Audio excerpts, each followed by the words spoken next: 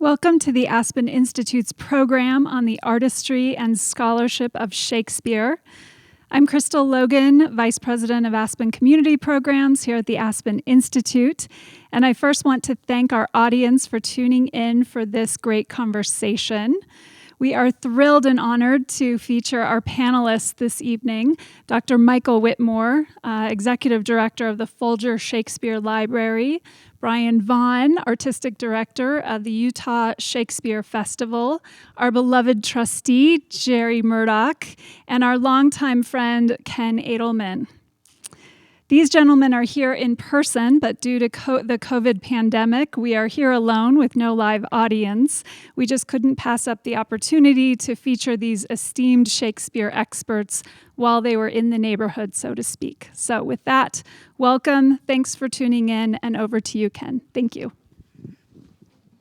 Hamlet says, "The time is out of joint, O cursed spite, that ever I was born to set it right."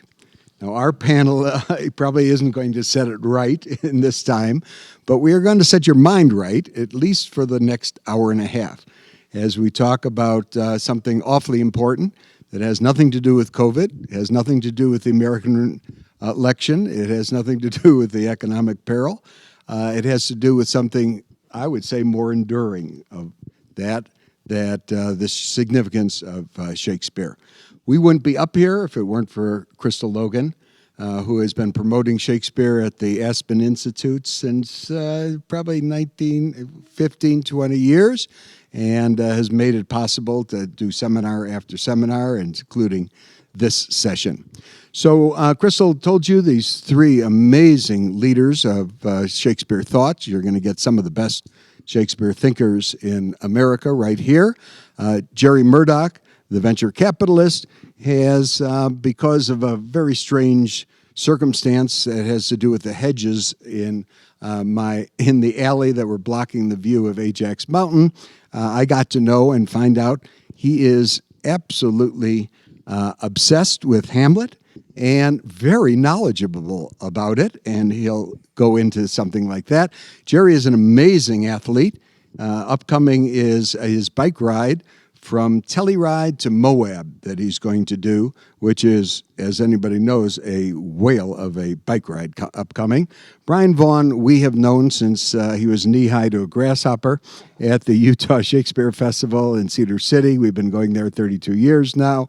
We saw him in The Green Show, and we saw him as an amazing actor who can play Hamlet as he did, play Henry V as he did, play Iago last summer as he did, but also absolutely sensational as a comic actor.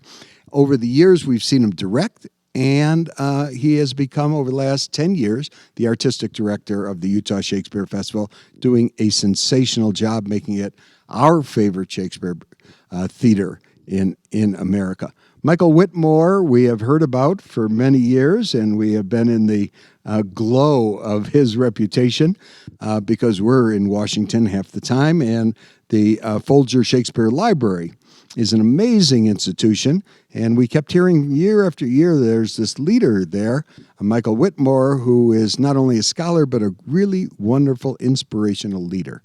And we just learned that Michael is not only knows Shakespeare, but he is a flamenco guitarist of the first order, and COVID has really helped his flamenco guitaring. And so that's another session for us, Crystal, down the road, and maybe Brian can dance. Brian is a very good dancer. We've seen him on the stage, and I don't know, Jerry, how you are at Latin American dancing, but anyway, we can have a real contribution from Michael. What we thought we'd do is have the three of them, who are really the knowledgeable ones, really talk about Shakespeare in a free-form kind of way. And I'd really like it, Jerry, if you start, because you're the odd man out on this panel, to tell you the truth. You are a venture capitalist. You have been enormously successful in that realm. You've been a wonderful director of the Aspen Institute. And all of a sudden, because of the hedge, we got introduced to each other, and you're off and running about Ophelia's relationship to Hamlet. And who knew such things happen? And then I said, okay, the guy is obsessed with Hamlet. I am too. That's okay. But, then we had a few lunches, and I said to Carol, not only is he obsessed with Hamlet, but he really knows a lot, a stunning amount about Hamlet. So that really impressed me. And then we morphed on to Brian. So take it, Jerry, and tell us about your journey. Thank you very much for that lovely introduction. I'm hardly a Shakespeare expert, except to say that maybe my partners and my co-founder at Insight Partners, that many of our investments ended up being either comedies or tragedies. And so, yeah, from that perspective, we do look at the patterns, and Hamlet's bothered me as a play since I first saw it when I was 20 years old at university. And I've thought about it a lot over the years, and because I'm somewhat dyslexic, I sort of enjoyed reading it oftentimes backwards, and you don't know early in the play that Hamlet is truly in love with Ophelia. And the language doesn't really help you. But you do learn toward the end that he loves her more than 40,000 brothers.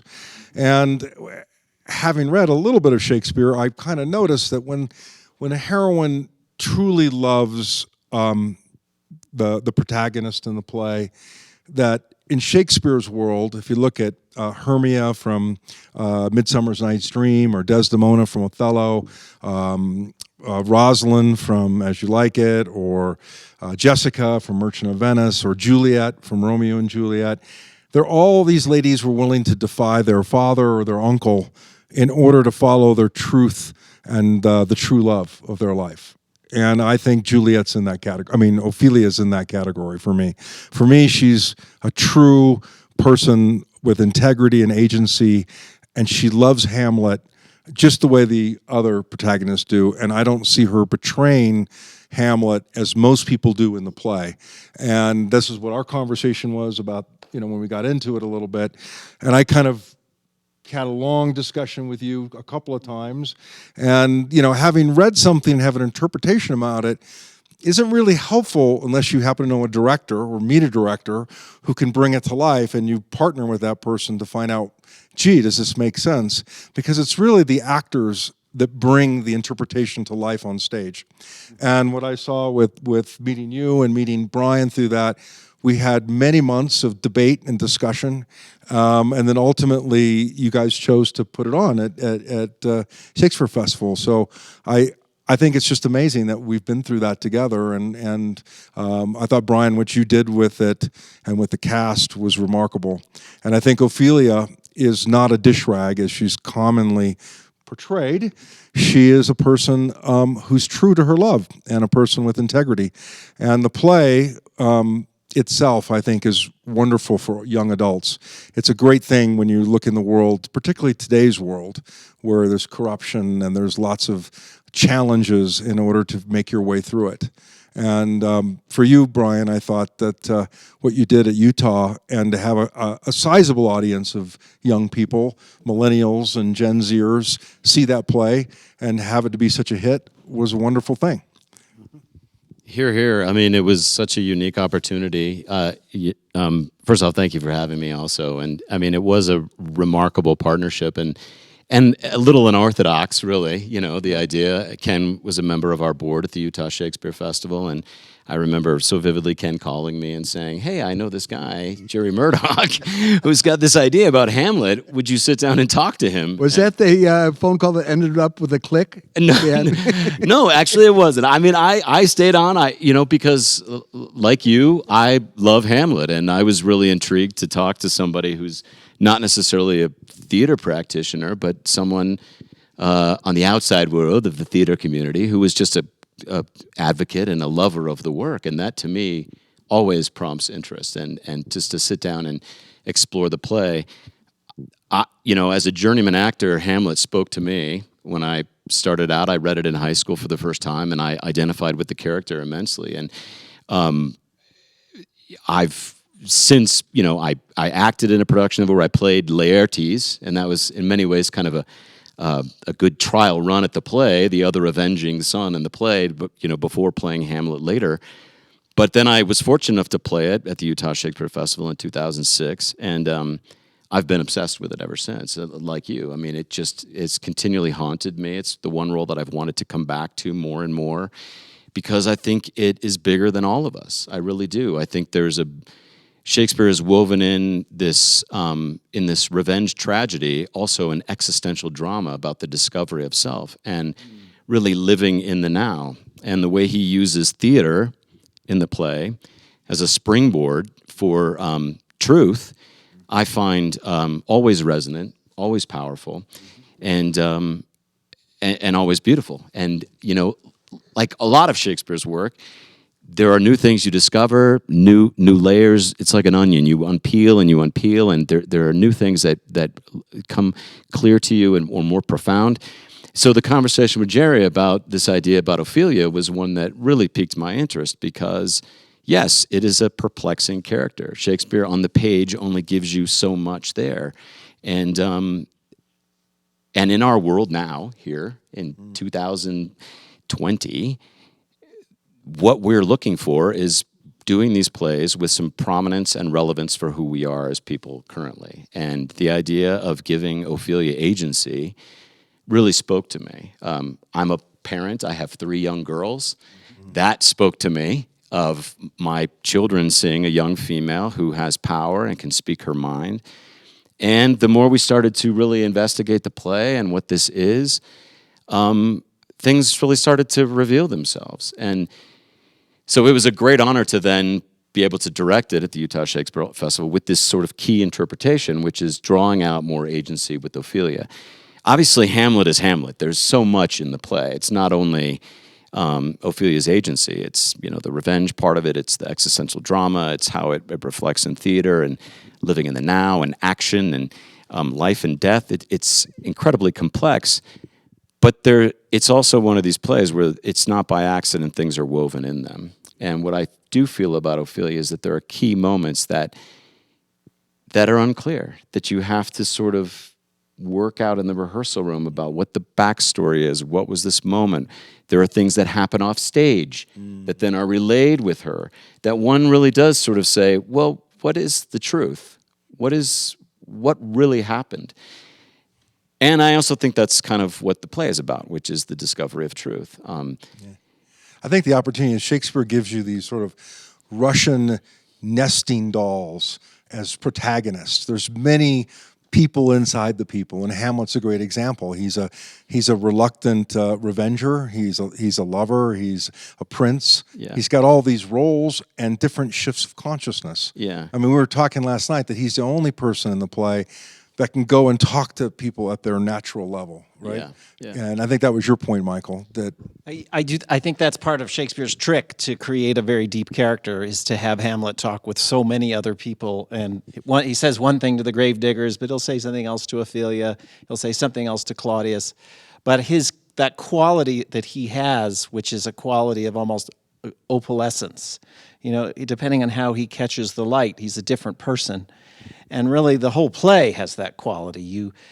So many people have seen so many things in it. And it's just striking to me that a play that was written for an all-male company 400 years ago created a character, in this case, we're talking about Ophelia, who is so vivid that we're actually trying to understand a relationship that still is compelling. And I just want to thank all of you at Aspen, but you, Ken, in particular, because this is kind of a neighborhood gathering that has actually turned into a panel. But there are so many experts who have weighed in on Hamlet. Yeah. And when I heard about Jerry's theory, I think my first conversation with you, Jerry, is I said, I hear a new theory about Hamlet pretty much every day, and that is the Shakespeare scholarship business. Why is it that you would come up with a new one? And I thought legitimate one. Yeah, well, right. I mean, look, it takes a while to figure out what's going to work and what's not. But your answer to me was interesting because you said, my skill, what I use in my business, is the ability to spot patterns.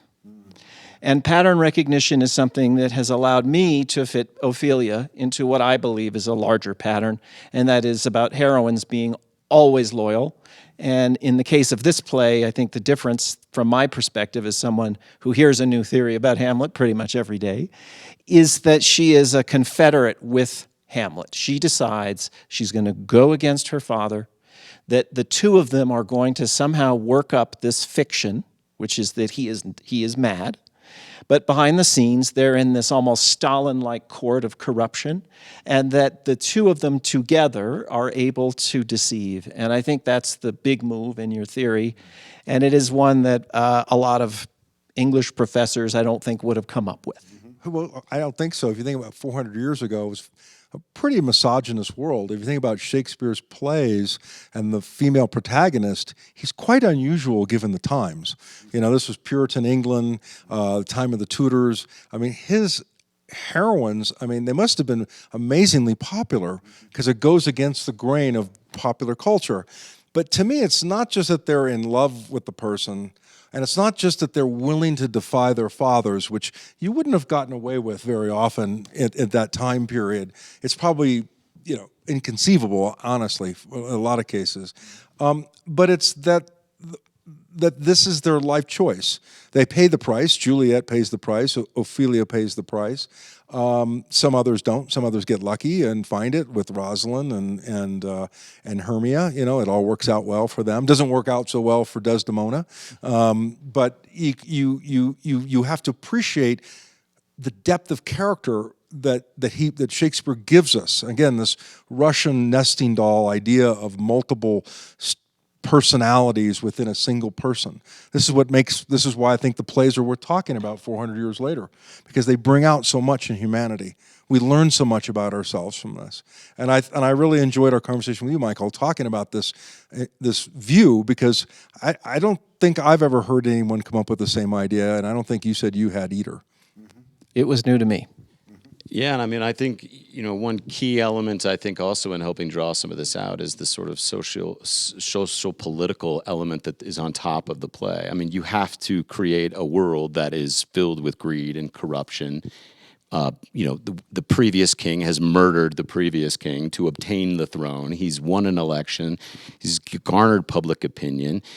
He's married the wife of the former king, who is, you know, the mother of his nephew, and it starts in this really kind of really confusing way, really disgusting way. I mean, there is, you do not know what is truth and what is fiction. And by the way, the audience finds it confusing too. Yeah, I mean, I don't know who does. Who's there is a pretty open-ended beginning. Yeah, but the idea that, you know, you have to create a world that's filled with danger for these protagonists to essentially try to, you know, overcome the barriers that are in front of them. And that obviously is Hamlet's journey in the play, when he discovers from the ghost that, you know, his brother murdered him, and, you know, seeing a ghost, so he's got that at play. He not sure if the ghost is real or not, but also, you know, avenge my death by murdering the current king who's married my wife. Not an easy job. That's not an easy job. You're going to have be in this sort of existential crisis about right and wrong and what to do. And so through madness, which he says, I will, you know, take on an AntiDisposition to keep people off bay, to hopefully reveal the truth. Finding an ally in that is really key. And that was one of the key things that Jerry and I really, really talked about was, you know, there are many questions around Ophelia. Does Hamlet really love her? Did they consummate their relationship? All these things. Yes, yes, yes. This is a man who is deeply in love with this woman, who has a very controlling father, controlling brother, who are trying to control her identity in this court of advancement. Those people are trying to rise in power in this court and to keep her within the confines of their sort of constraint over her. Hamlet is the greatest mind in the play, in my opinion, and he would want to find a partner who exhibits some of those same attributes. And for me, Ophelia is just that, and that was one of the things Jerry and I really talked about, was he wants a smart, willful, strong woman, period. And that is true, you know. And so it became amazing. About how do you formulate this stuff in the play to really help build this sort of complacency between the two of them. And she has lines which suggest that she's very intelligent. Her whole dialogue with her brother Laertes, you know, right out of the gate. Right out of the gate, you just know she's got some gumption. She's got some power and agency. She's saying, hey, you know, don't show me the thorny way to hell, and when you're taking the primrose path yourself. She's definitely strong. And then at the end of the play, when things are really rough for her, and she realizes she's lost Hamlet, she's lost everything, because in those days, that was her life. And she has this great line when she says, "We know who we are, but we know not who we'll be." And I love that line, and your Ophelia handled that really wonderfully. Can you give us an idea what she was thinking with that? Yeah, I mean, I think that's really runs in harmony and parallel with a lot of Hamlet's thinking through the play. He has these a little more than kin and less than kind is sort of this juxtaposition, and she exhibits that same type of attribute. I think, for us, in how you look at this under like of a modern lens, if you put this under a modern lens, it's not unlike, two people who are communicating online, or they're falling in love, they're defying their parents to fall in love, not unlike all those ingenues and those heroines that you mentioned in these plays, that there is a defying of authority to fall in love, to have love, to obtain love. Hamlet's journey through the play is that he is uncertain who to trust. He is uncertain who to trust. And even Ophelia, there are fragments of that, of not knowing. And what we really tried to sort of weave in this is actually, no, she's an ally for this, and doing her best to try to help him reveal those elements of truth while she has the same constraint against her. Her parents, the government, Claudius, Gertrude, the king and queen. Well, they both have bad parents, right? Yes, Can totally. I ask a question from both of you? Because one of the things that you said about why this theory is useful for a new audience was that Gen Z or Millennials have a different set of expectations of what they're going to get from Shakespeare. So we're a country that is significantly Most of them are thinking a B- or a C. Yeah, okay. So we're a country that is significantly more diverse. We're a country of people who are living through a time of tremendous uncertainty. Denmark is a time where all bets are off, in a way. The public story is not the real story. Yeah. So what is it that you feel this plays? I mean, I have a hard time understanding the mindset of a 16-year-old. I have one, a 16-year-old son. But what is it that you can see in this generation that Shakespeare and this play is speaking to, given that this generation is so different? Well, first of all, millennials are probably maybe 27 or 28, maybe 26, and Gen Z are 25 and younger. So they're different, right? I think millennials probably still like Taylor Swift, and most Gen Z don't even care who Taylor Swift is. So there's definitely differences, but Shakespeare, like certain great actors and actresses, can cross generational boundaries. And I think what's relevant is that these kids are coming into a world where corruption is obvious in the larger sense, but their own personal journey. When you're in your early 20s, there's a lot of decisions you have to make about who you're going to hang out with, what job you're going to take, and your integrity will be tested in school, out of school, at work, because younger people, they're a little more lacking in experience, and others will try and take advantage. That's just part of the nature of life. It hasn't changed since Shakespeare's day, and it's true today. And I think the Gen Zers and millennials will look at these two people, and everyone in the teenage mind thinks, the parents are somewhat lacking, to say the least. And so in the case of Hamlet, his uncle looks pretty messed up. His mother is very delusional and in league with him at the beginning of the play. Ophelia's mother's not existent in the play. And we see Polonius giving her a really hard time, calling her a green girl and abusing her right from the beginning. And the way you did the production, which was wonderful, there was another part in the play where Polonius gives her a really hard time, which was in that great scene with the king after the Get Thee to Nunnery part, right? And let me say, I agree with Jerry and answer your question there, Michael, on the corruption and everything. But I think there's two other elements. One is the first two words of the play, who's there? Okay? And that's a mix-up because the guard approaching, not the guard on duty, the guard approaching says, "Who's there?" And the guard who's actually guarding says, "Nay, answer me. Stand and unfold yourself." Okay. My point is that the whole play, everybody in that play is standing and unfolding themselves, and every single actor in that play is saying, "Who's there?" Claudius is wondering, what is Gertrude really like? Hamlet is wondering, what happened to Mom? What is she like? What is her essence? Horatio is asking about this. Everybody there, if you had a diagram of the main characters, are asking, who's there of every other character? And everyone is trying to stand and unfold themselves throughout this.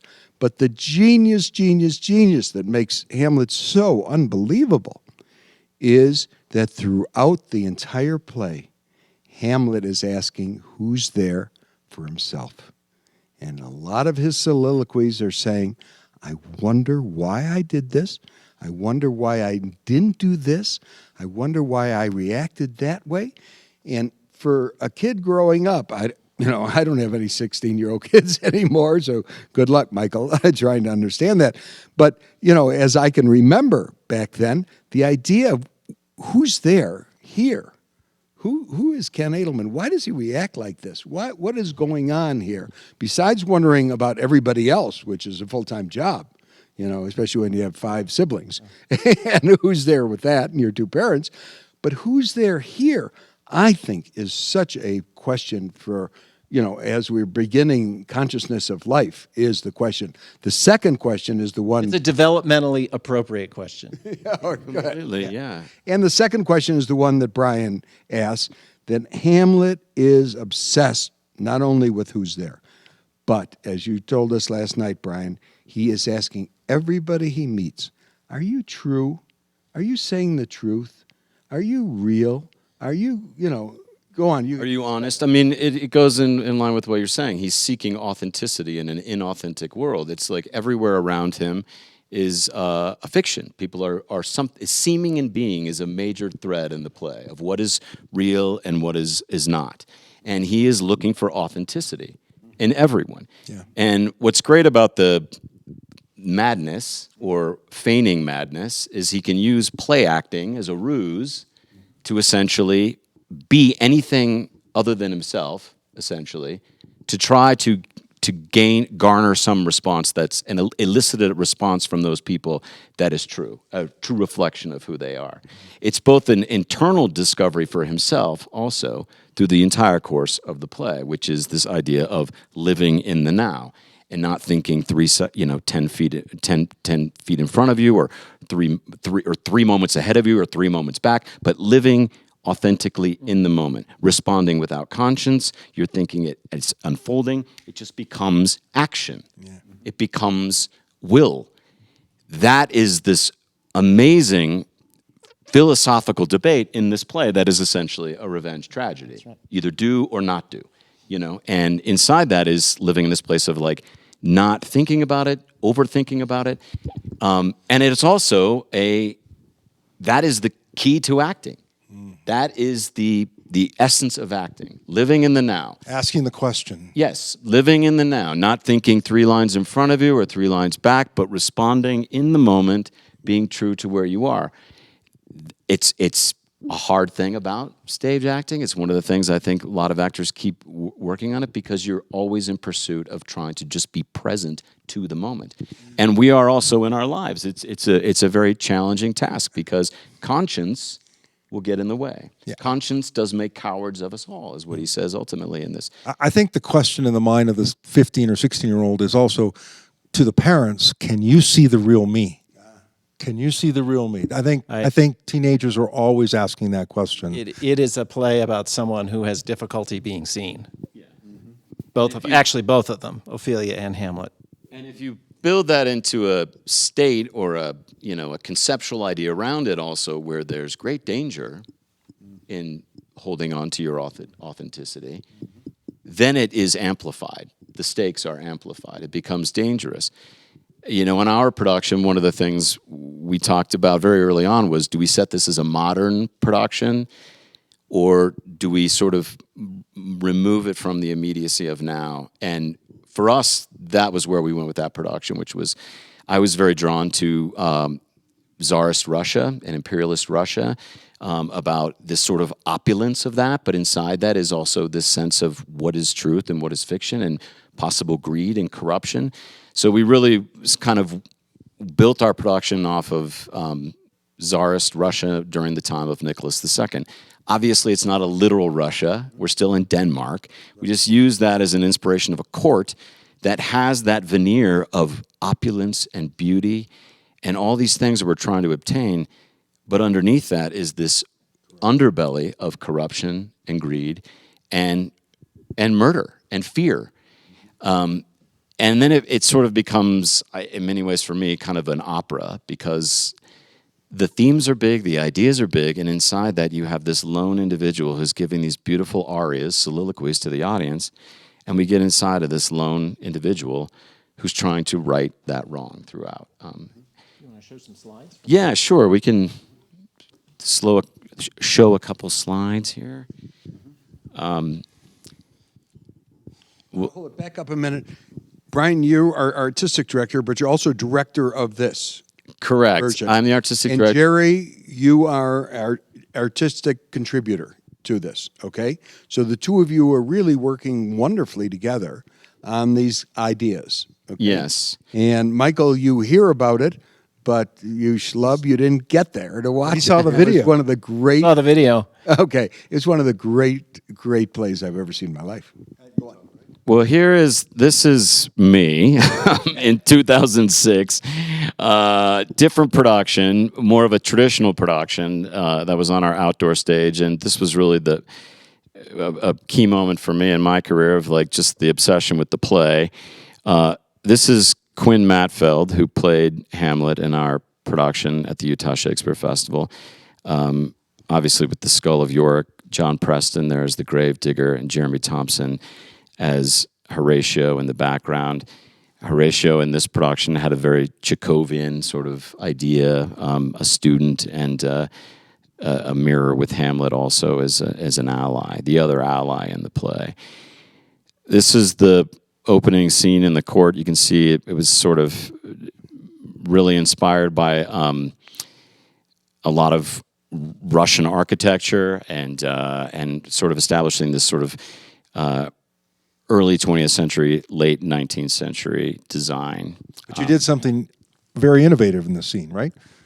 That you had Hamlet and Ophelia on stage together before everyone came in.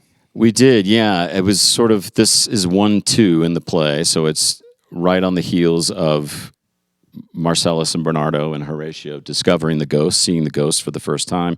They make the decision to then go tell Hamlet that this ghost of his father is walking the ramparts. 1-2 is the first time we see Hamlet in the play, and it's in the middle of this incredible ceremony between Claudius and Gertrude, and the state is very much in celebration at this union, and Hamlet is obviously isolated. But more often than not, you usually see Hamlet alone, and I was very intrigued by the idea of Ophelia running out of that room, seeing Hamlet together, hugging him, embracing him, kissing him.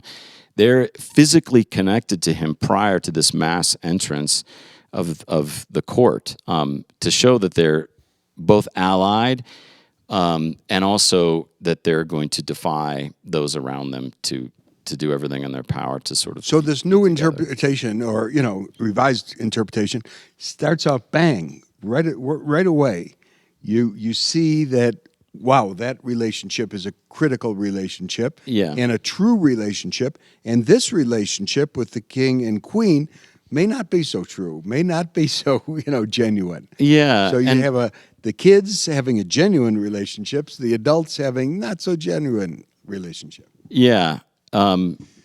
And a lot of that, again, was this idea of kind of rebellious youth who's, defying their fathers and their mothers and the people around them. What I thought your cast did a great job was this is where Claudius, he really has Hamlet on the ropes. He is grilling him to get him to publicly say or support that he is king. And he's offering him basically a bribe. And he's offering that bribe to Hamlet, and Hamlet's got nothing, but he's got no power in this scene. He's got no real agency at this moment. So he gets out of it and ends it by saying, I shall obey you, mother. Yeah, it's a bribe out in the open, and Hamlet refuses it. Right. I mean, the thing we have What to... is the bribe? Back up a little bit. Well, so it's an elective monarchy, which means it's not blood succession. And what Claudius says aloud is, I will give my vote to Hamlet to be the next king. Now, it doesn't mean that's the deciding vote, but he publicly casts a vote for Hamlet. And so that's a little payola going to Hamlet. And now you got to keep quiet about everything that's going on right now, nephew. And Hamlet, you can just see his back is against the wall. There's nothing he can do. And so Claudius doesn't suspect that Hamlet knows about the murder. Because I don't think so. so. At this point, he doesn't. So what does he want Hamlet to do? What does he just... I think Jerry and Brian have already said it, to play along. Okay, and not great problems. Given it's like what somewhere from teenager to early adult, you're going to get a kind of bribe like that for somebody to do something, to keep your mouth shut, to be quiet, don't tell someone. And kids are faced with that question of integrity early on. And Hamlet is not just faced with it, but he's in front of the entire court. And he's on trial, effectively. He's being grilled by the king, who's in his, at his highest peak of the whole play, the greatest sense of control, trying to drive into him, right, Brian? Yeah, I mean, absolutely. And, at the heart of this is Claudius, who's, he's being something he's not. He's trying to be king, and he's playing king. He's playing a role and not playing it well, ultimately. By, in the beginning, he's very... compelling. He's very compelling, and he's winning at the beginning of this play. And it's not until Hamlet sort of sees through that veneer and is like, no, there's a real villain here, the devil, really. And he has a very high executive function. Claudius has the ability to manage a lot of deception, and in that way, he's one of the most effective kings in Shakespeare. He's also completely corrupt. And Hamlet is listening to this opening speech, which is about dirge in marriage and mirth in funeral, and it's this cross-eyed speech where Claudius is saying, I've got one eye to heaven and one eye down here. And anyone listening really carefully, which Hamlet will do, will say, you're not really a king. What you're saying sounds kind of cockeyed and corrupt, but you're presenting it beautifully. And there he is with his back against the wall, and he has to mutter under his breath, thanks for telling me, uncle, that I'm your son. I'm a little more than kin, but a little less than kind. Meaning, I'm a little too close to you because you just married my mother, and I'm now your son and nephew. That's really weird. And a little less than kind because you're kind of a monster and I can't be related to you. And so that's all he can say. It's a lot. It's kind of less than kind means not less than good, but it means less than like you. Correct. Okay. That's what that word means in that time. I think what's interesting about the play that Brian did, the 1-2, Act 1, Scene 2, what we just talked about, where Claudius is grilling Hamlet. Later on in the play, in the third act, when Hamlet is about to launch the mousetrap, that he gets sort of his revenge. He's trying to, in this performance, he's trying to get Gertrude and Claudius a little unbalanced, which is why his antic disposition takes hold just after the play, within the play, or before and after, and he and Ophelia have this sort of repartee back and forth. Yeah, say more about that. So you've got to work through that in your theory, but you've got to account for that, I think, in your... Well, and it starts earlier, too, in the play. I mean, the tricky scene is after 1-2 is, obviously, we just set the given circumstances, these three sort of avenging sons also, Fortinbras, he's coming in, and they're his son, and he's trying to keep him at bay, and then Laertes is going off, we're setting up that thread, and then we set up this idea of Hamlet. So there's that under the sort of big thing. The following scenes that happen after that, Horatio, they come in, they tell him the ghost is walking the ramparts, come see him. Ophelia then says goodbye to her brother. Well, her brother tries to basically say, you need to remove yourself from Hamlet. You need to not be with him anymore. You need to beware of your chastity. All this stuff that is, very, very misogynistic and brotherly advice, basically, for her to... Demeaning. And demeaning for her to remain pure. And what's so brilliant about it, she says, Do you think so? She comes, no more but so. Do you think so? And then she quickly puts him in his place. Do not, as some ungracious pastors do, show me the steep and thorny way to heaven, whilst like a puffed and reckless libertine, himself the primrose path of dalliance treads, and recks not his own reed. She calls out her brother immediately. Don't essentially try to make me be something I'm not. Okay, so now and we're that back shows to the right character away. of She Hamlet. comes out bold and with agency and firm. And then her brother, he says, "Okay, I hear that." He leaves, but then her father is right on the heels of that, saying, "What did he talk to you about? You can't be with Hamlet. I've been hurt. The rumor is swelling about that you've gotten too close to each other." And she's a little bit reluctant to sort of reveal what that is. And Polonius, who I believe is an extreme sycophant in the play, has to control her because of what it may mean for his reputation, for their family name. And it's, I find, very tragic and very... It's a betrayal. It is. And so then Betrayal by whom? the very next scene that you see Ophelia then is after Hamlet sees the ghost. We hear that he's going to feign madness, he's going to put on an antic disposition to find this He out. tells Horatio and Marcellus he's going to put on an antic disposition. Right. And Swears them to keep he it makes secret. that decision right then. Boom. And then the very next scene, we see Polonius giving Rinaldo money. Go find out about my son. Follow my son in France. Keep an eye on him. Spread false things about him to see how he reacts. Yeah. He's controlling his kids. Right. On the heels of Doesn't that, respect their choices. I mean, he's saying to his daughter, I could care less. My reputation's more important. absolutely. She comes in the room in this event that essentially happens off stage. Hamlet comes into the room. His pants are down, his knees knocking, his shirt unbraced, he's unkept. He grabs her by the hand. He looks at her 3 times. He nods his head. He looks at her face, peruses, and he walks out of the room basically without taking his eyes off of her. And it puts her in this state of a little bit of hysteria and uncertainty of what to do. And we really analyze this scene where it's like all of this happens off stage. How do we know that what she's saying is not something that maybe Hamlet said, "Go tell your father that this happened"? Or that maybe Hamlet went in there, did all of that, knowing full well that Ophelia could have a link to her father to spread this idea that Hamlet is off kilter. He's not himself. Polonius is the first person in that court who is going to spread the idea that Hamlet is mad. It's the first time the word is used in the play, mad. He's a super spreader of lies. Yes. And Ophelia is the one who could potentially be relaying that information in this act. So it's to the benefit of Hamlet, for sure. We started talking about this idea that, and the way I look at it is like, well, maybe Ophelia is the greatest actor in this court. It's hard to ask an actress to do this also because as actors, you really believe what Shakespeare says on the page is what is on the page, that event is happening in real time. But could this be a fabrication for her to help Hamlet along into this setting up this set of given circumstances that Hamlet is essentially off his rocker? We don't know. That She event could have helped him cook it up, which Right. is even more interesting if the two of them are working together. Right. And so that really became the linchpin, I think, in really setting up this idea that she is helping him along.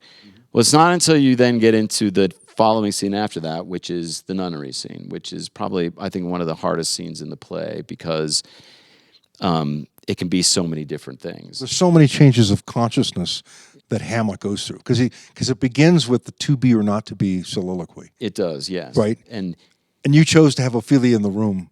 yeah, I mean,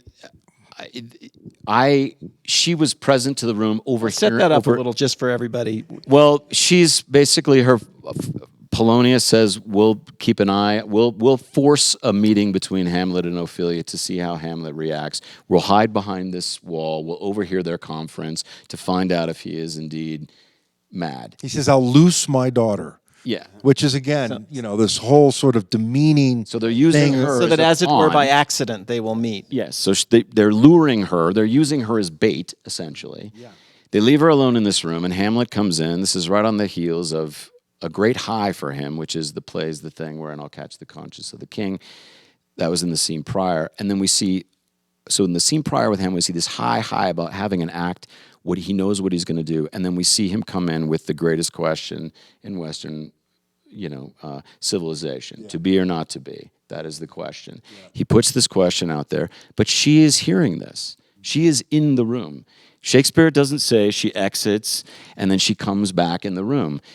So we were very driven by the idea of she's looking at this state of Hamlet. She is uncertain how she's on thin ice and how she relays this idea because there's somebody behind the door listening. And the person behind the door is the king and her father, and it's power. So she's dancing pirouettes, really, double acting, both for Hamlet and for the people behind her. completely. I see. She gives the things back to him. He says, "What is this? Are you honest?" And then he does a diatribe about beauty and honesty. And then through this exchange, he gradually has this realization where he says, "Where's your father?"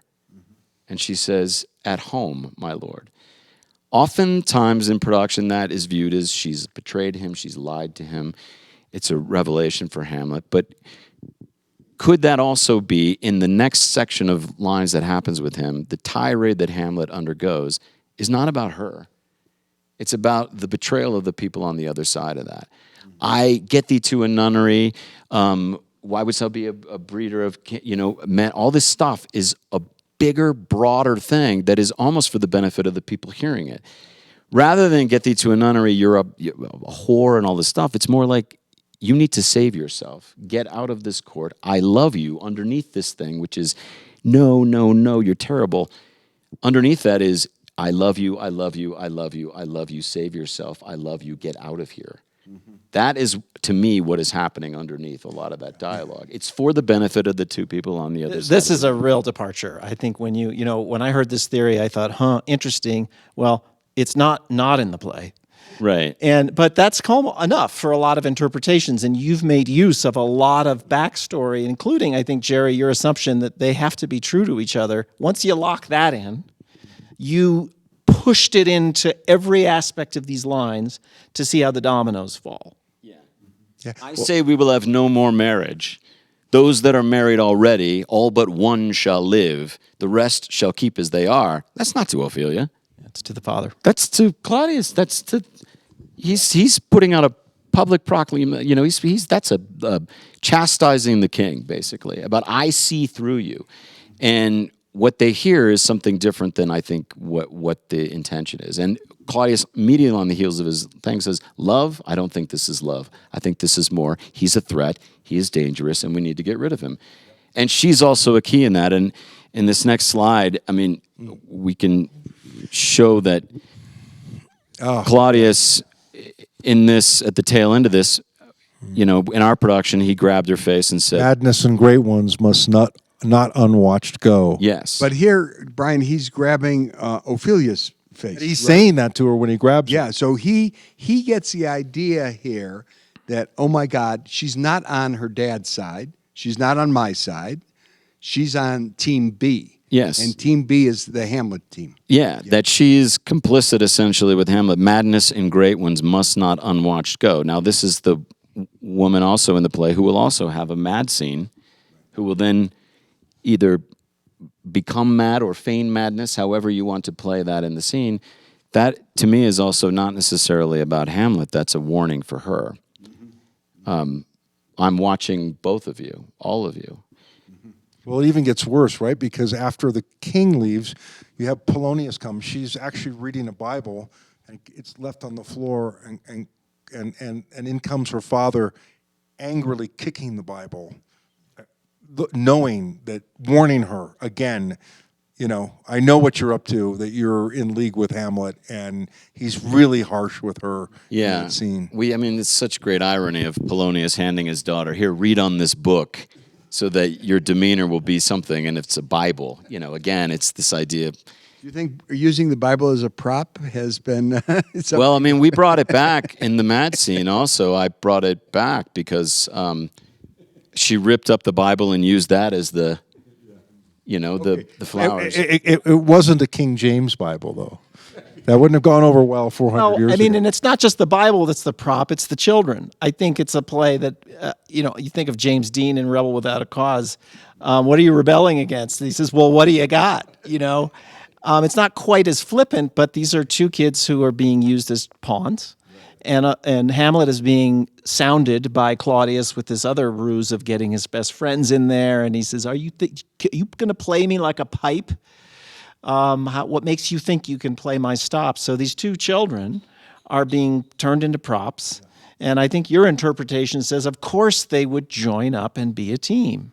Of course, and by the way, you just brought up something interesting, that Hamlet is the only character in the play, other than possibly Ophelia, who has intuition. Not only earlier when he says, "Oh, my prophetic soul," when he recognizes the truth of the ghost, and that there's something wrong, but in that scene with Rosencrantz and Guildenstern, he is using his intuition to say, "You're playing me with a pipe. Now come, tell me, were you sent for or not?" I mean, this is clearly his intuition coming to the fore, and you look at the other players, like Rosencrantz and Guildenstern don't know what to say. They're supposedly his best friends from school. They're the real pawns. Right. And he says, "You're like the apple in the back of the ape's mouth." The Generation Z he puts in the mouth kids- first, but he waits, and then he chews it up at the end. The Generation Z kids are going to love this because they get it. Who's the real friends, right? And this is a classic thing you go through in life. Okay, my experience has always been, for always, long time, that Hamlet, the subject of Hamlet, is absolutely a brain suck. I mean, you can go on and on and on. We got a lot more to talk about, okay? Yeah. But before we go on to talk about it, I just want to have one capsule from all the years that we've been thinking about Hamlet. Michael, in a sentence, 2 sentences, you're allowed a little bit. What is the greatness of Hamlet, okay? If somebody out there in our webcast, I don't think it's true, there's nobody who hasn't seen 14 Hamlets, but if somebody hasn't seen 14 Hamlets, why should they? What is the greatness of Hamlet? And then the three of you say that in a nutshell, you know, and then we'll go on to Shakespeare in general. That's very tough, Ken, but so after talking about it again recently for about 24 hours, here's what I would say. It's a story about a young person who realizes that he himself is a mystery to himself. Great. He finds that frustrating. He looks behind him to memory. He looks ahead of him to the hereafter, to be or not to be. But at the end, he discovers that he should let the mystery just be. And I think that is a full story arc of a person going from frustration to maturity to self-knowledge. Mm-hmm. And the answer to be or not to be is? Let be. And that was answered by Hamlet later in the play, after he paraphrases Mark with the fall of the sparrow. I mean, that's a great, I think, description of that. I mean, the thing I love about it is... And I took some of it from you, so... Well, thank you. I feel like the play is always resonant. It's always powerful. It's always revealing new things. I feel like it also, the role itself, not necessarily the play, but the role forms to the individual. It's a truly unique role in the sense that it's constantly challenging the individual to actually bring themselves to the role more than you're bringing yourself to the role. I remember other actors I knew that had played it before. They said things to me even before I played it. They would say, "You'll never get it right. It's bigger than all of us. You'll never get it. You'll never get it 100%. Some nights you'll have 25%. Some nights you'll feel like you're 45%." And that pursuit is everything in it. And I do feel like that's why great actors are drawn to it. I feel like every production you see is a new thing. There's new layers of comedy depending on who's playing it. There's new layers of tragedy. There's new layers of nobility. All of these things. And it is in our conscience, our strata now, because it also is this existential debate, which is how you, in a huge set of circumstances, how do you as the individual exist in those circumstances? This is a big question. Let me say yesterday morning I spoke to Matthew Warkus, the creative director for the Old Vic, which hosted a tremendous amount of Hamlets, including Peter O'Toole's Hamlet in 1964, directed by Laurence Olivier. And he said Hamlet, of all Shakespeare plays, has more words as it relates to family. Daughter, son, uncle, father, king. And it's repeated often. So it's far and away above all the plays. The words family are core to this. So I think, in life, we don't get to pick our family. We do get to pick our friends. And that's a real interesting part of growing up. And I see Hamlet as the quintessential play about an individual becoming not only self-realized, but all the sort of potential, like I said, the Russian nesting doll, all the potential different states of consciousness. There's no other play where we see an individual go through so many different states of consciousness. And so we see the human being not in such a flat two-dimensional way as other plays in some cases, but in a real multi-dimensional way that's hard for the audience even to grasp sometimes. And it's a real challenge for the actors and the director to put forth this play, because it's an almost impossibility to capture all of these things so that the audience understands it. But for sure, Hamlet is the embodiment of the Renaissance man. And the idea of Ophelia being the partner of the Renaissance man requires, I think, that we give her the benefit of the doubt, and we consider what happens off stage, and we consider that this fire that you see in her. And by the way, her singing is, I've seen it where there was actually a beautiful singing.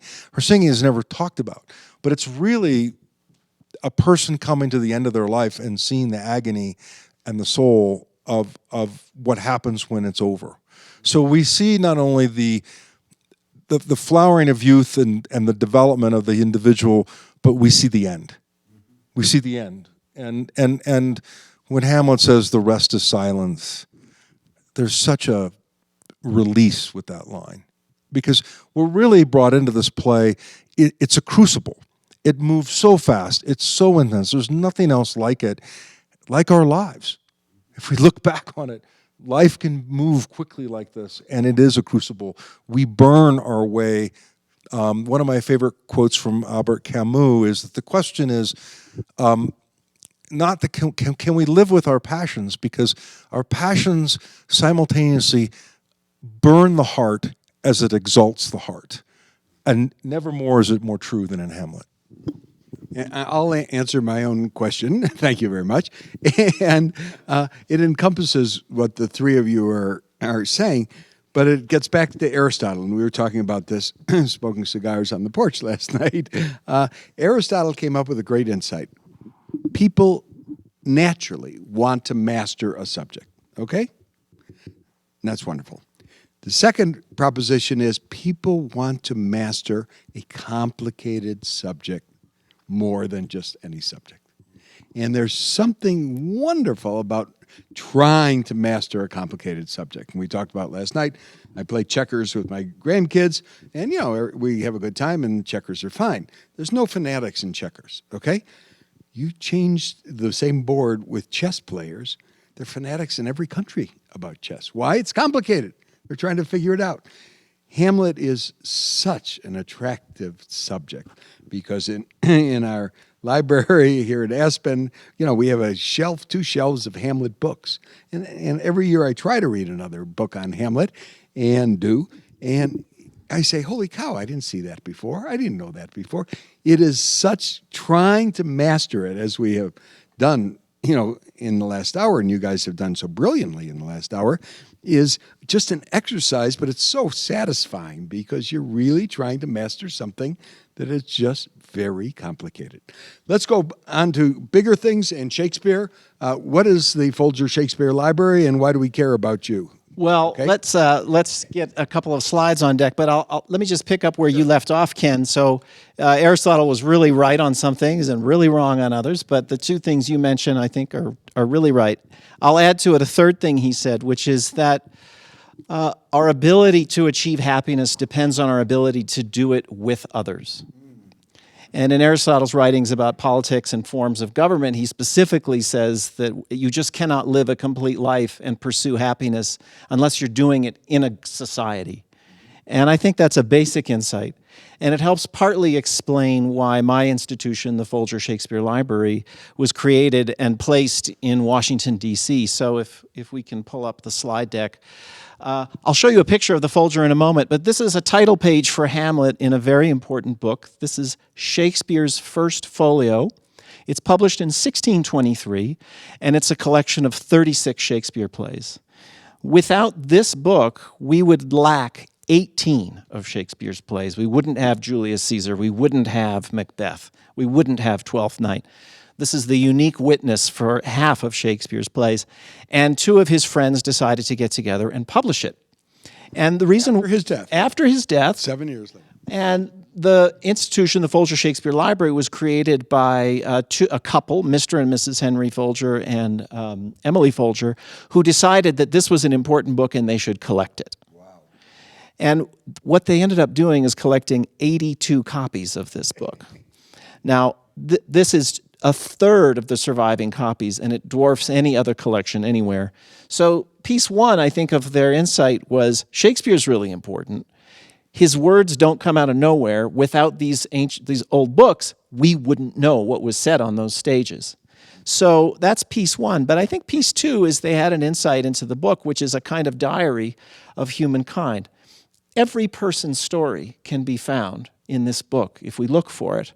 And in 2016, the Folger Shakespeare Library sent 18 of its copies to all 50 United States, and 750,000 people lined up to see the to be or not to be page of the first folio. And so whenever I look at the book, I think of The Lonely Prince, and I do think of Ophelia, and I try to understand how these pages become stories that could continue to speak to us. And let me compliment you, Michael, because when you sent them around, you didn't just send them around, but you made every recipient come up with a program around it, okay? My sister was on the board of the San Diego Library, and I'm telling you, they had month-long celebration of kids, of panels, of performances around the first folio. So it wasn't, let's just look at a book under glass. It was, this is a celebration of one of the foundations of Western civilization. I think it was an important moment when people could make the book and the stories their own. So one interesting example, when the book went to the Northwest, the recipients said, we're going to translate to be or not to be into the Lakota language. It hasn't been translated into that. And the translator said, this is such an interesting task because the word to be can be expressed in a dozen ways. And then when the book went to Hawaii, it was translated into Hawaiian, and the translator there said, I actually don't have a word for to be. But it's so interesting that when this speech that is iconic in theaters and in schoolbook texts gets in the hands of people who want to take it over and make it into another language, every culture adapts it in a new way. And there's a kind of inventiveness and endlessness to that I find very hopeful.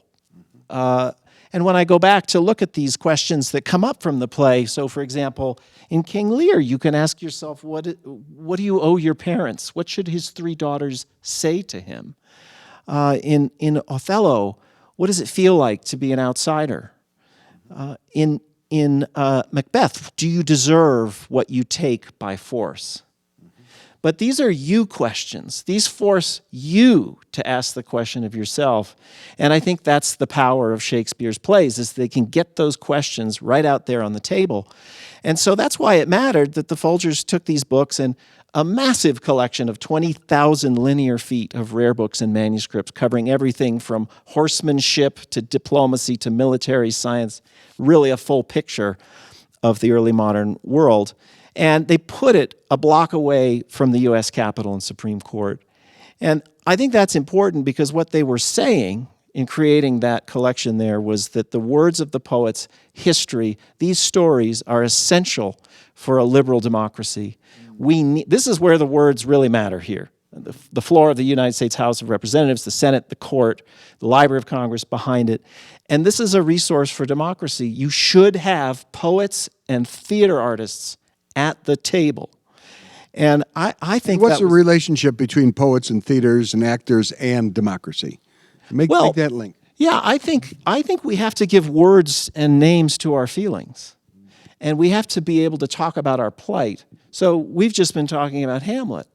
You know, the question of what do I do when the truth is hidden?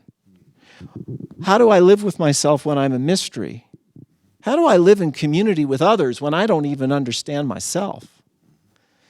Those are basic.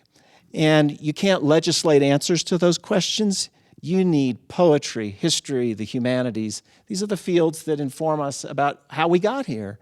And so when I think about the way this collection arrived and then what our hopes and plans are for it, so these are some of the 82 first folios sitting there beautifully in a case. Each one has a story to tell. But the collection is much broader. So you can see this production note from Paul Robeson's performance in Othello in 1930, which took place in London because he couldn't perform on the segregated stages of the United States. We have the prompt book that shows exactly what lines were spoken and cut in that production, and we could mount it again. Oh, really? And if you look over there, there's an interesting squiggle. That's actually King Henry VIII when he was a school child. He was reading his own copy of Cicero, and he decided to write, and these are big, bold letters, he is a king, "This book is mine, Prince Henry." But it's interesting, I think, to actually have the documents, which will not just tell the story of the people who made them, but can tell us more. And I just thought I'd show you this slide because we can learn a lot from books. This is something from a project that we did called Project Dust Bunny. And we got really interested in the dust in books that are 400 years old because when people use books, they lean over them and they drop hair and skin cells in the gutters of those books. And usually when we conserve or treat a book to try to keep it stable, we find the dust and we throw it away. So at one point we decided instead to run a Q-tip up and down the book and send it to a lab. And what we discovered is that we could successfully sequence the mitochondrial DNA of the human beings who used that book, which means that it is now theoretically possible that if we found Shakespeare's DNA, Francis Bacon's DNA in a book, Queen Elizabeth's DNA in a book, there would be a way to prove that it was or wasn't that person. And so I love the fact that the objects continue to speak in languages now that I don't know the sequences of amino acids that make up the huge sonnet that is the human genome, but I think it's really interesting that we have that. And so, our goal as we look ahead would be to open all of that up to people who come to Washington. 23 million people a year are coming. They should come and ask some of those questions of themselves. They should see some of these sources. They should look at the 82 first folios and ask themselves, where is my story? How does Othello speak to me? How does Hamlet draw out all of these feelings that I have? Because I got to understand those too, so that I can be part of this bigger venture. Stop right there, Michael. How do you address the main problem you're facing besides funding? It's always the main problem. But the main problem is Shakespeare's fright, okay? Shakespeare seems frightening. It just seems too complicated. It seems archaic. I can't understand it. Why should I go across the street to see this exhibit of somebody who, just seems boring and seems frightening and seems, of another era? I think we have to break a sweat and go to people themselves. I don't think you can stand in a beautiful white marble building that looks sometimes like a bank, sometimes like a temple, and say, if you're lucky, you could come in here. We would like to have those questions in the humanities classrooms of high schools and junior highs, so that if I'm reading Toni Morrison and thinking about the ghost story that is Beloved, I should also think a little bit, about Hamlet, which is a ghost story too, and about the terrible power of memory. And I think that it's Shakespeare and. The ampersand is the flag to fly, because when you add the experiences and the conflicts that we are living with right now, Shakespeare is a wonderful way in when you start to talk about characters, words, and plights. And so, I don't think it's the answer to everybody's problems. There are times when you shouldn't read Shakespeare and don't need to, right? But there is a resource that Americans have been going to, whether it was civil war, civil rights. Those are power words. You already know them, right? The rest is silence. All those phrases, you already know them. So let's start there. Go on, Jerry.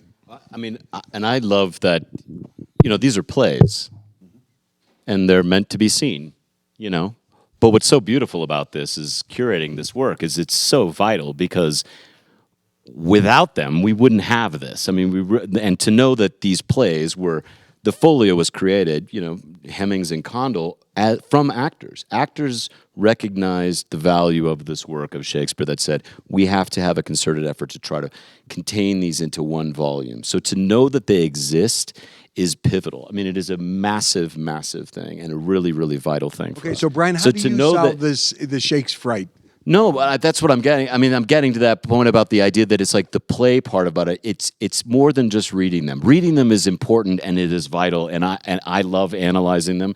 But I also think you need to recite them. You need to say them. You need to speak them. You need to hear them, because that's, I think, where you get into what is so beautiful about the poetry and the language. The iambic pentameter. It's the heartbeat of our own natural speech. They become less frightening by embarking on speaking them, getting them out there. They're like anything.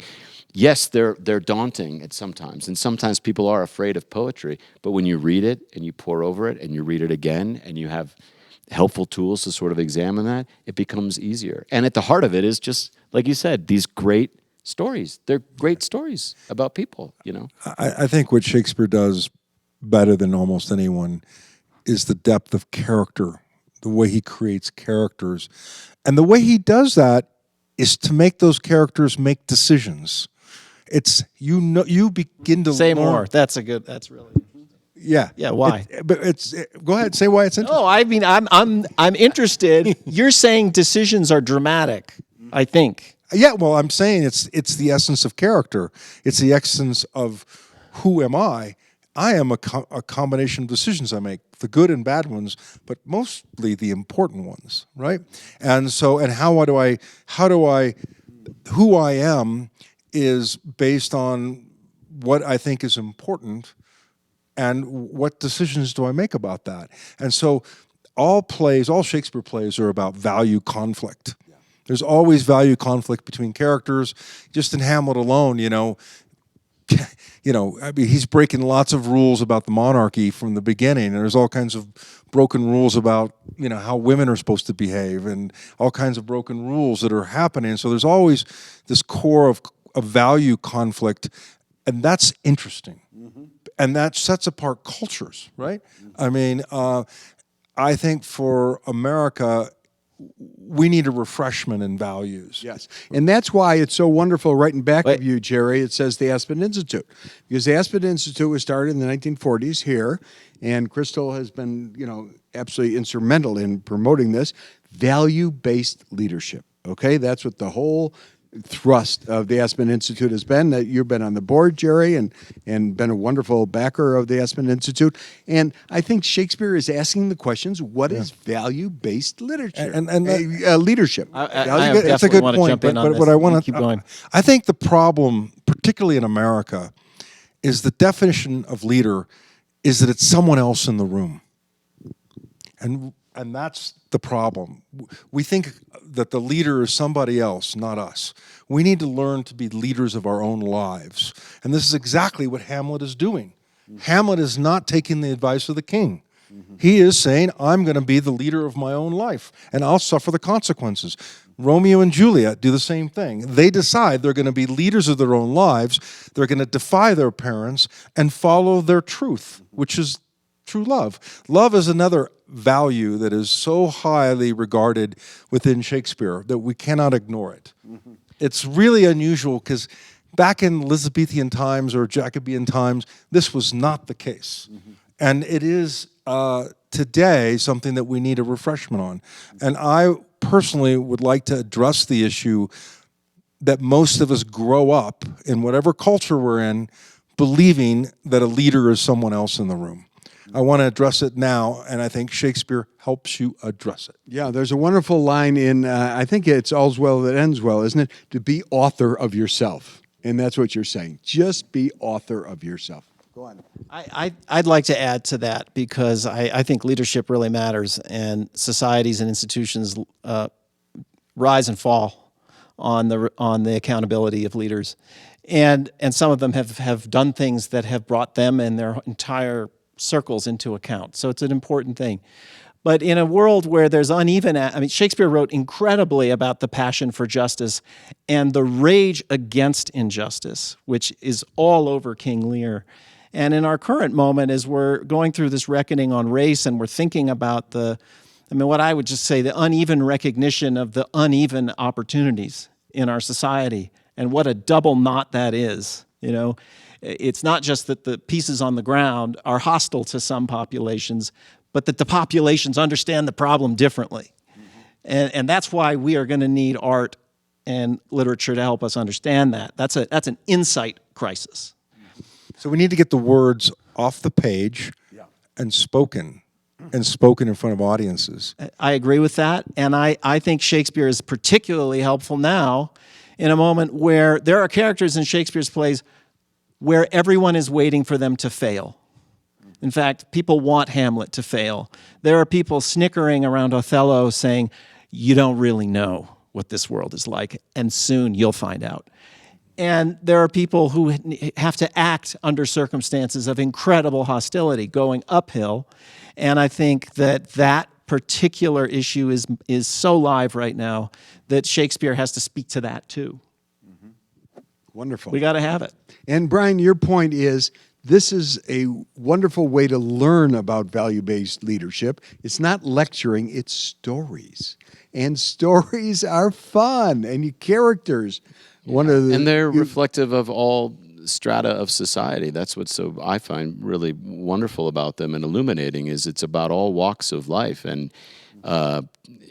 kings and commoners, these plays. And verse and prose, he bounces in and out of these characters that are a reflection, I think, of us. There's no greater examination of humanity than this collection of plays in all these different types of genre also.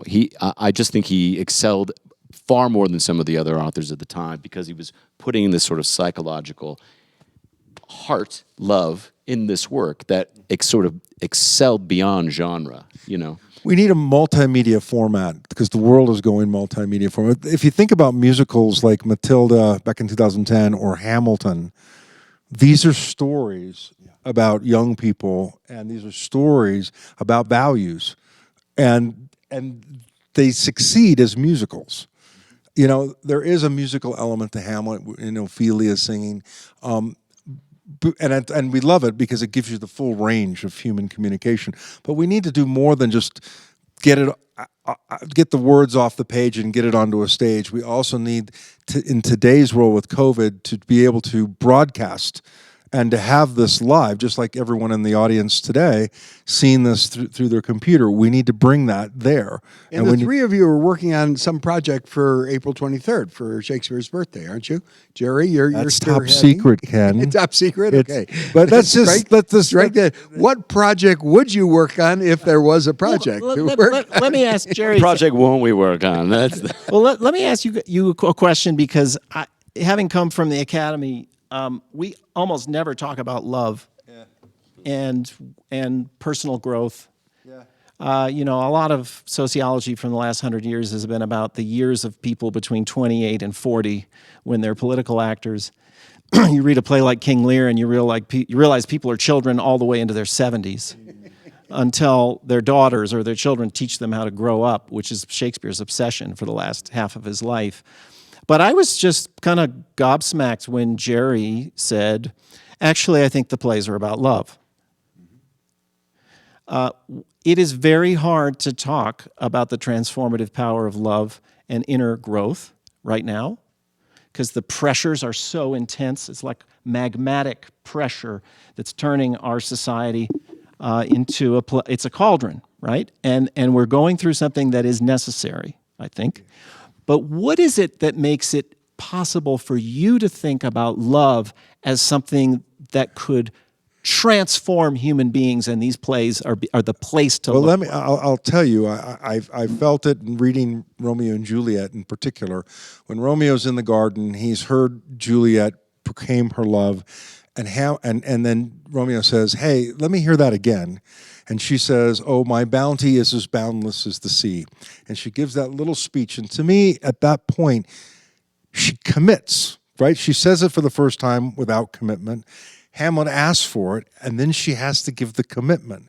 This girl is committing to defy her father, defy everything that she's been groomed to do, defy the prince who she's supposed to marry, to be and choose the enemy of her family to be partnered with.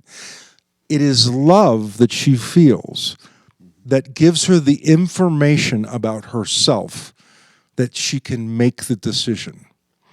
And I think that is what is interesting about love, is that love is, as a medium, transforms information about yourself. And I'll give you an example.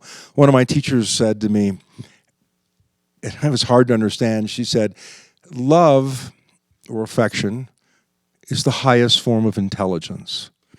And she said, think about the mother that feels the kid's about to fall off the couch in the next room.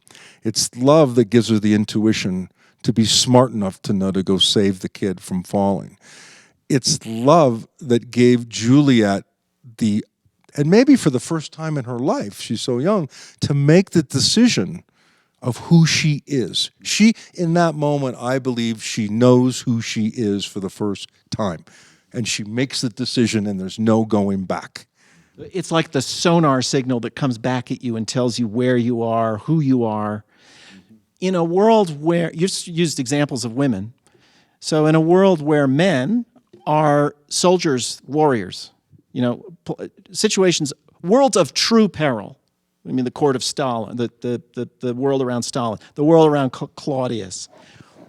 How is love possible as a transformative power, specifically for men? Because it seems like part of what you're saying is that it's the emotional intelligence that creates all of us, but how do you take that and put it up against really the weaponization of the faculties and the smarts and the skepticism that keeps all these men alive?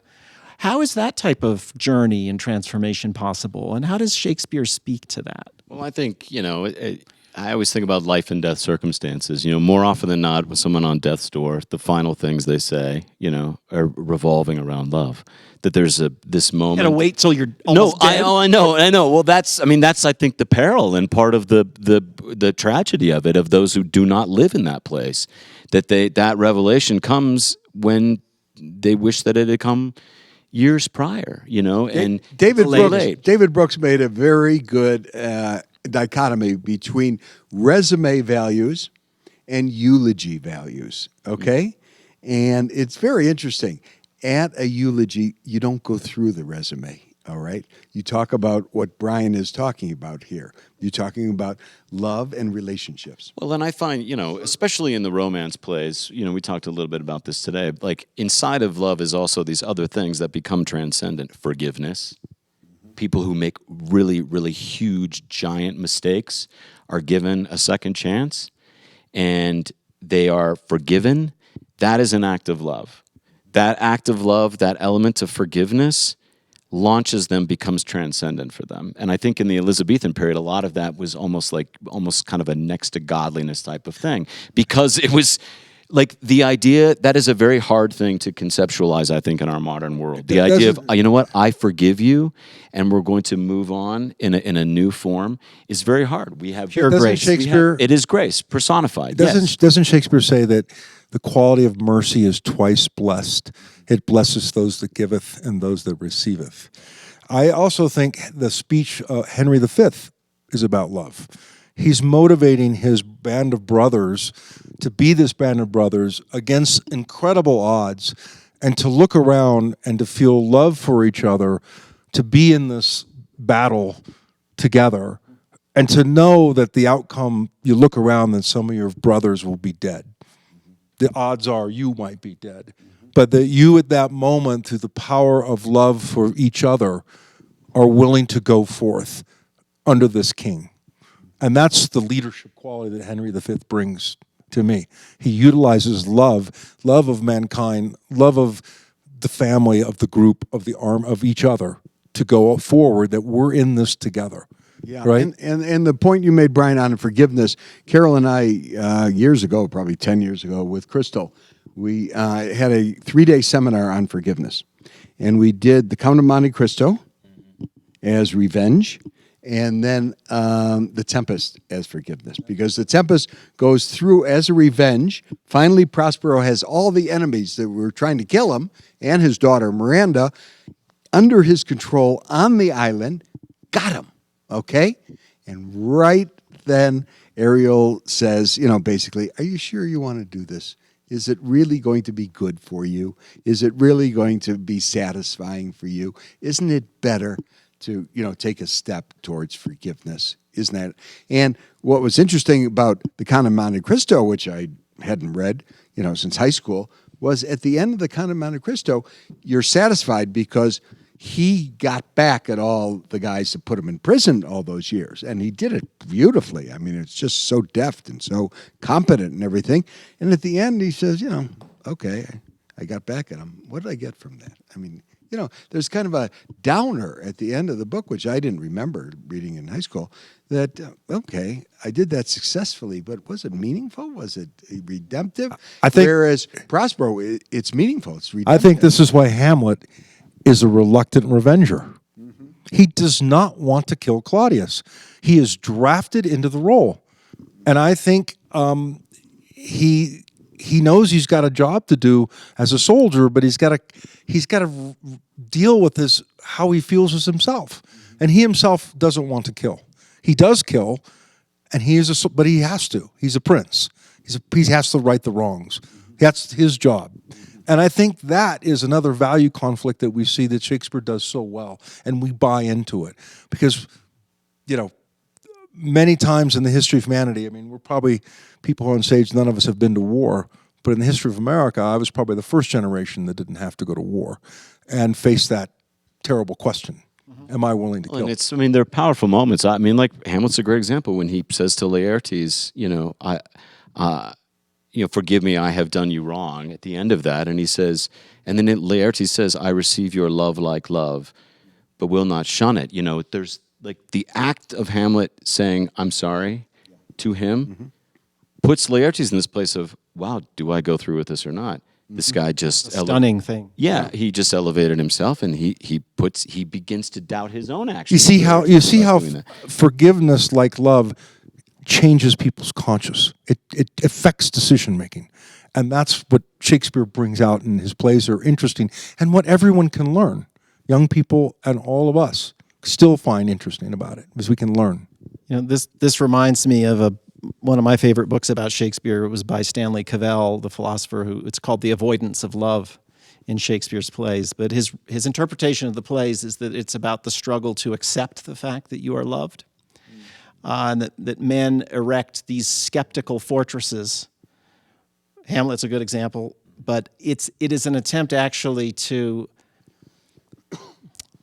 protect oneself from the just sheer fact that sometimes you're loved by someone who truly cares about you. That could be Bassanio, who's loved by Antonio, who says, I'll do all these things for you. Mm-hmm.